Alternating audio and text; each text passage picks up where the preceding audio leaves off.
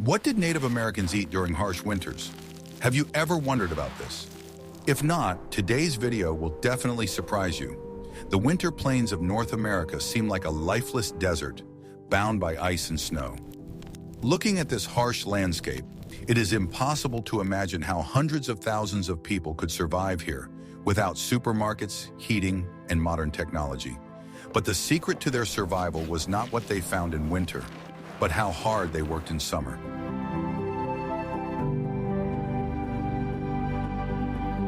They turned the months of abundance into a guarantee of survival for the cold months by creating a system that worked flawlessly for centuries. This system was not based on complex technology, but on a deep understanding of nature and ingenious simplicity. Their food was not just calories, but concentrated energy from the sun, wind, and earth. Watch the video to the end to learn how just 3 simple ingredients created food that could be stored for decades and was valued more than gold. What if I told you that everything you believed about surviving the winter was wrong? The main principle of survival for indigenous peoples was not to search for food in winter, but to prepare it in advance. Winter was not a time for hunting, but a time for rest, storytelling, and repairing equipment, which was only possible thanks to full pantries. The entire life of the tribe during the warm months was devoted to one goal: preparing for the cold. This was not a panicked reaction to the approaching frost, but a calm, methodical, and well-organized process. Every member of the community, from the youngest to the oldest, knew their role in this great task. This philosophy required incredible foresight and discipline. People lived not by the day, but by the season, understanding that their winter lives depended directly on their summer efforts. They did not simply hope for the best, they systematically created the conditions for their well-being. At the heart of this planning was a deep knowledge of the cycles of nature. They knew when certain berries ripened, when animals gained the most fat, and when the driest winds blew, ideal for drying meat. This calendar, honed by centuries of observation, was their main guide to action. They perceived the abundance of summer not as a given, but as an opportunity that could not be missed. Every fruit picked, every animal hunted, was not just food for today, but a brick in the foundation of winter security. Wastefulness was considered not just a bad habit, but a direct threat to the entire community. This approach shaped a special attitude toward food and resources. Food was sacred because it embodied the labor of dozens of people and the energy of nature itself. This respect permeated the entire process, from harvesting to storage and consumption. Psychologically, this created a sense of confidence and control over their destiny. They were not helpless victims of the elements, but active participants in a dialogue with them. They took what nature gave them and gratefully saved it for difficult times. Unlike the modern world, where we are accustomed to instant access to any product, their world required patience and hard work. They did not have the option of going to the store if their supplies ran out. Their store was the result of their own efforts throughout the year. This system was incredibly sustainable because it did not deplete resources but worked in harmony with them. They took only what they needed, allowing nature to recover. It was a strategy designed to last for countless generations to come. We are very interested to hear your point of view. Do you think modern people could prepare for difficulties in the same methodical way? Or are we too accustomed to having everything available immediately? Write about it in the comments and don't forget to subscribe to our channel. Are you ready to learn the truth about what was the main treasure of the plains? For the tribes of the Great Plains, such as the Lakota, Cheyenne, and Comanche, the buffalo was the foundation of everything. These huge animals provided them with almost everything they needed to live, from food and clothing to shelter and tools. The summer and fall bison hunts were the most important events of the year. It was not just a matter of obtaining food, but a complex, risky, and coordinated operation. The tribe's best hunters and warriors took part, and the well-being of the entire community depended on their skill. A successful hunt provided the tribe with tons of meat, fat, and hides. One successful outing could provide food for the entire community for the long winter. Therefore, they prepared for this event very carefully, performing rituals and developing strategies. After the hunt, an equally important task began: cutting up the carcasses. This process was also collective and required enormous effort. The women of the tribe played a key role in it, processing meat, skins, and entrails with incredible speed and efficiency. They used every part of the animal. Nothing was wasted. The meat was used for food, the skins for making teepees and clothing, the bones for tools, and the tendons for thread. It was the embodiment of the principle of zero waste. The most valuable parts, the tongue, hump, and internal organs, were eaten immediately, often raw. This was not only a tribute to tradition, but also a way to quickly obtain the necessary vitamins and minerals. The rest of the meat was intended for long-term storage. It was from this meat and fat that strategic winter reserves were created. The amount of food prepared directly determined how well-fed and peaceful the winter would be. Therefore, everyone worked tirelessly as long as the weather permitted. In the forest regions where the Iroquois lived, deer were the main prey. The principles of hunting and subsequent processing were similar. The main task was to turn fresh meat into a product that would not spoil for many months. Northern peoples, such as the Cree, relied on caribou and fish. They also followed this cycle, mass harvesting during the season of abundance and careful preservation for the winter. The basis for survival was the same everywhere, the ability to preserve what nature provided. How long do you think it took for an entire community to process a single bison carcass? Now that the meat has been harvested, the most interesting part begins. Are you ready to learn the secret that allowed it to be stored without refrigerators or salt? I will reveal the most closely guarded secret of meat preservation, which is thousands of years old. The main method of meat preservation for most tribes was drying in the open air. This process, perfected over time, allowed meat to be stored for years without the use of salt, which was in short supply in many regions. The secret was in cutting it right. Women cut bison or deer meat into very thin, almost transparent slices. This was done along the muscle fibers, which sped up the drying process. These long strips of meat were hung on special wooden racks or simply on ropes. It was important that the pieces did not touch each other and were well ventilated on all sides. For this purpose, open, sunny, and windy places were chosen. The main preservatives were the sun and wind. The hot sun of the plains and the constant dry wind quickly removed moisture from the meat. This process took only a few days and was much more effective than smoking, which was more common in more humid forest areas. Sometimes a small smoky fire was lit under the grates. Its purpose was not to smoke the meat, but to drive away insects. The smoke created a protective barrier, preventing flies from landing on the drying slices. The result was a product that we would today call jerky. It was very light, hard, and contained almost no moisture. In this form, the meat could be stored for a very long time without spoiling and took up much less space than fresh meat. This dried meat, known as wasna among the Sioux tribes, was the basis of the winter diet. It could be eaten dry, like chips, or soaked in water to make soups and stews. It was a versatile and nutritious semi-finished product. This method required a deep understanding of the weather. Women knew exactly when the dry winds would come and tried to do most of the drying during that time. Rain could ruin the whole batch, so they kept a close eye on the sky. Surprisingly, this simple and natural method of preservation retained most of the protein and nutrients in the meat. It was a healthy and high-calorie food, ideal for harsh winter conditions. This technology, which is thousands of years old, remains one of the most effective today. Every piece of such meat was the result of painstaking labor and ancient knowledge. It was not just food, but concentrated energy of summer, preserved for the long winter. It was this art that allowed entire peoples to thrive where others saw only dessert.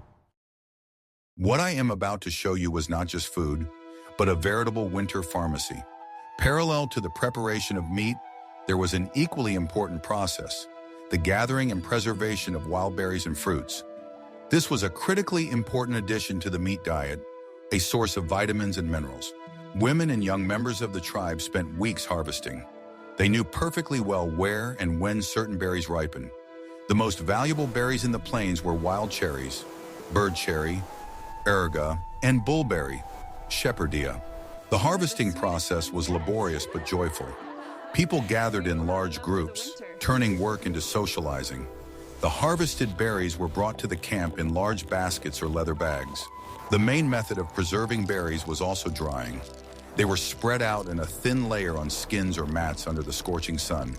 Within a few days, the berries lost moisture and turned into something resembling raisins. Some berries, especially wild cherries, were used to make dense briquettes. The berries were crushed together with the pits, which contained nutritious oils and formed into flat cakes. These flat cakes were then dried in the sun until they became hard. These berry briquettes were a real concentrate of flavor, energy, and vitamins. They could be eaten as a treat or added to meat dishes. One such briquette could sustain a traveler's strength for a whole day. Dried berries and briquettes were stored in special bags made of rawhide. They did not spoil for months and were indispensable in winter when there were no fresh sources of vitamin C.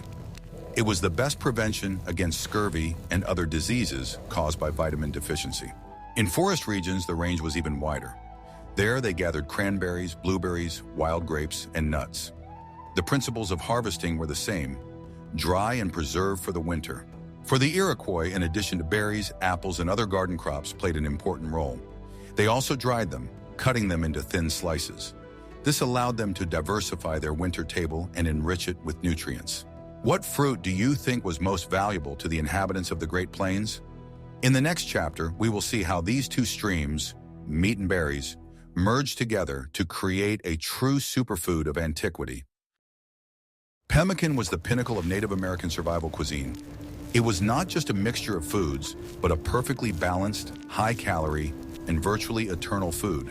It was pemmican that allowed hunters and warriors to make long journeys without burdening themselves with large amounts of provisions. The process of making pemmican was a sacred ritual led by experienced women. The first step was to grind the dried meat. It was placed on a flat stone and beaten with stone hammers for a long time until it turned into a light, fluffy mass resembling cotton wool. The second key ingredient was fat. The internal fat of bison or deer was slowly melted over a fire until it became liquid.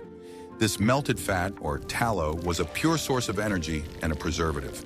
The third component was dried berries. They were either added whole or also ground into powder. The berries not only added flavor and sweetness, but also enriched the pemmican with vitamins and antioxidants that prevented the fat from oxidizing. Next, all three ingredients were mixed in a large skin bag. The meat and berry powder was poured over with hot melted fat and thoroughly mixed. The fat saturated every piece, displacing air and creating an anaerobic environment. The resulting thick, warm mass was tightly packed into bags made of rawhide, known as parfleche. As it cooled, the fat solidified, turning the contents of the bag into a solid, monolithic briquette. In this form, pemmican could be stored at room temperature for years and, according to some accounts, for decades. The energy value of pemmican was enormous. A small piece of this food could sustain an adult man for many hours of hard physical labor. It was the ideal product for harsh conditions when it was necessary to get the maximum calories from the minimum volume. Pemmican was rarely eaten on its own. Most often, a piece was broken off from the briquette and cooked into a thick, rich soup or stew, adding water and sometimes wild roots. Such a dish warmed and satisfied like nothing else. Later, European travelers, traders, and Arctic explorers quickly appreciated the advantages of pemmican. They bought it from the Indians in huge quantities. This ancient recipe became the basis for survival for many polar expeditions. The preparation of pemmican is a striking example of how a deep understanding of the properties of food can lead to ingenious creations.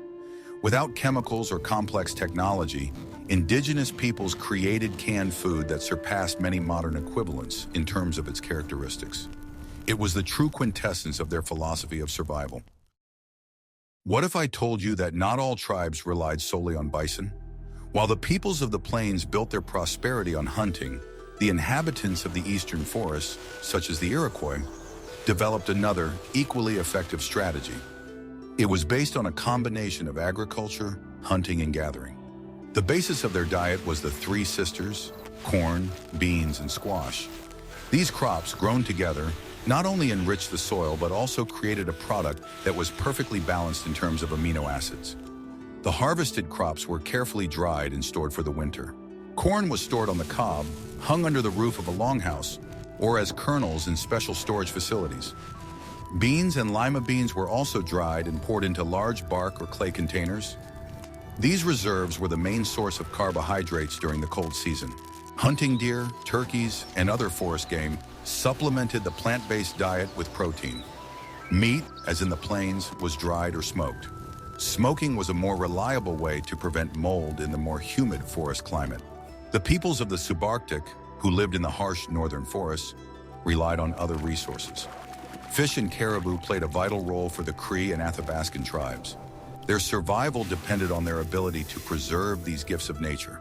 Fish caught in large quantities during spawning season were also dried. They were gutted, cut up, and hung on special racks where they dried in the wind and sun. This dried fish, or eucola, was a light and nutritious food. Nuts were also of great importance, especially in the southern forests. Acorns, hickory nuts, and walnuts were gathered in large quantities. They were dried, ground into flour, and used to make flatbread and porridge. Some tribes learned how to make maple sugar. In the spring, they collected sugar maple sap and boiled it down to form hard crystals. This sugar was not only a delicacy, but also a valuable preservative for berries and a source of energy. These diverse strategies show how flexibly indigenous peoples adapted to their environment. There was no single recipe for survival. Each tribe found its own unique balance. They used all available resources, creating sustainable systems that fed them for centuries. Which of these storage methods seems most reliable to you? But food is only half the battle. In the next chapter, you will learn how they stored these supplies to protect them from the elements in the passage of time. Obtaining and preparing food was only half the battle. It was equally important to store it properly. To do this, indigenous peoples used a variety of ingenious storage methods. They had to protect their supplies not only from the weather, but also from wild animals. On the Great Plains, the most common method of storage was underground caches, or caches. These were bell-shaped pits dug into dry ground. The narrow neck made it difficult for animals to access, while the wide base allowed for a large amount of food to be stored. The walls and bottom of the pit were carefully burned with fire to make them hard and dry. Then they were lined with dry grass, bark, or skins to create a waterproof layer. Bags of meat, pemmican, and berries were placed in this prepared cellar. The hiding place was covered with a layer of sticks, skins, and turf. The location was camouflaged so that it could not be found by outsiders. Each family had several such hiding places located in secret locations known only to them. Such an underground storage facility maintained a stable low temperature and protected food from light and moisture. These were ideal conditions for long-term storage. In the spring, when supplies were running low, the family would return to their hiding place. Sedentary tribes, such as the Iroquois, had more substantial storage facilities. They built real barns on stilts to store corn and other grains. The structure, raised above the ground, protected the grain from rodents and soil moisture. There were also storage areas inside longhouses. Food was stored in large bark boxes, woven baskets, or ceramic vessels. These were consumable supplies that were always at hand. Pemmican on the plains was stored in special painted bags made of rawhide, parfleche. The tough leather reliably protected the contents from moisture and damage. In addition, the elegant appearance of these bags made them a source of pride for their owners. With the onset of winter, the nomadic tribes of the plains moved to river valleys sheltered from the winds. There they set up their winter camps consisting of dozens of teepees. Life slowed down, and the main occupation became keeping warm and conserving stored supplies. Supplies of pemmican, dried meat, and berries were stored directly in the teepee. They were placed in special leather bags and pouches along the walls of the dwelling. The cold weather helped to preserve them, turning the teepee itself into a large natural refrigerator. The basis of the daily diet was stew or thick soup, which was cooked on a hearth in the center of the teepee. A piece of pemmican or dried meat was placed in a pot of water. Dried berries and sometimes roots were added. This hot, fatty, and nutritious food was ideal for warming up and providing energy. The distribution of food was a strictly social process. Hunters who obtained meat were obliged to share it with other members of the community, especially the elderly and widows. No one was to go hungry while their neighbor had food. This principle of mutual aid was the basis of survival. The success or failure of one family affected the entire community. Therefore, supplies were seen as a common resource that had to be managed wisely. Winter was a time for stories passed down from generation to generation around the fire. The elderly told the young myths, legends, and instructive stories about the rules of life. These stories conveyed not only cultural values, but also practical knowledge about survival. Men repaired weapons and made arrows and tools. Women sewed and mended clothes and embroidered skins with beads. Winter was a time for the painstaking work that there was no time for during the busy summer months. Even with the most careful planning, unforeseen circumstances arose. A winter that was too long or too harsh could deplete even the largest reserves. During such periods, indigenous peoples had to resort to emergency measures. When the main supplies were running low, reserve foods were used. One such food was flour made from dried wild roots, such as meadow turnips. These roots were collected in the summer and stored for emergencies. Men went on winter hunts, which were much more difficult and dangerous than summer hunts. It was difficult to move through deep snow, and the animals were skittish and cautious. Often, they had to settle for small game. In the most desperate times, people resorted to things that were not normally considered food. The inner layer of the bark of some trees, such as pine, could be scraped off and boiled. It was meager, but still food that allowed them to hold out a little longer. Some types of lichens and mosses were also eaten after prolonged boiling. This knowledge about hunger food was passed down from generation to generation in case of emergencies. It was a kind of sacred reserve of knowledge. Social mechanisms worked at their limits during such periods.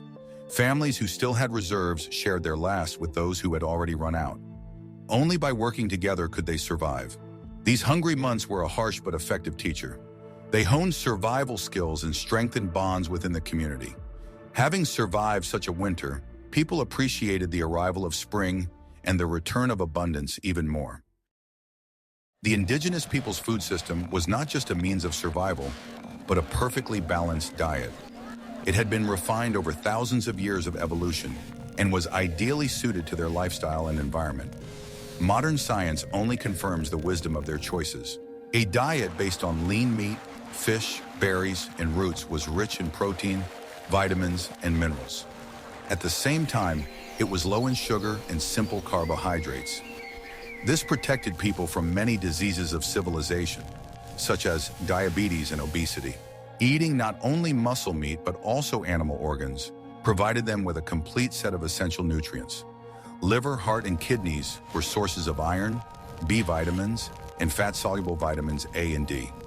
This nose-to-tail principle is the basis of healthy eating. From a nutritional point of view, pemmican is practically the perfect food. The combination of protein, healthy fats, and carbohydrates from berries provided a long-lasting feeling of fullness and a stable energy level. It was food that nourished, not just filled the stomach. Knowledge of edible and medicinal plants was a huge part of their heritage. They knew which berries helped with colds and which roots helped with stomach upset. Their food was both nourishment and medicine. Unfortunately, with the arrival of Europeans and the transition to reservation life, this system was destroyed. Traditional foods were replaced by flour, sugar, and canned goods, cheap and unhealthy products. This had disastrous consequences for the health of indigenous peoples. We can see that the survival of Native Americans during harsh winters was not the result of a miracle, but of an ingenious system. It combined a deep knowledge of nature, hard work, and strong social ties. They did not simply wait out the winter, they lived through it thanks to the wisdom accumulated by their ancestors. From the art of cutting meat to the creation of eternal food, pemmican, every step in their system was thought out and refined. This is a story of incredible human adaptability and the ability to turn nature's challenges into opportunities. It teaches us that true wealth is not gold, but knowledge and the ability to use it. Please suggest topics for future videos that you would like to see on our channel in the comments. And don't forget to subscribe so you don't miss new episodes.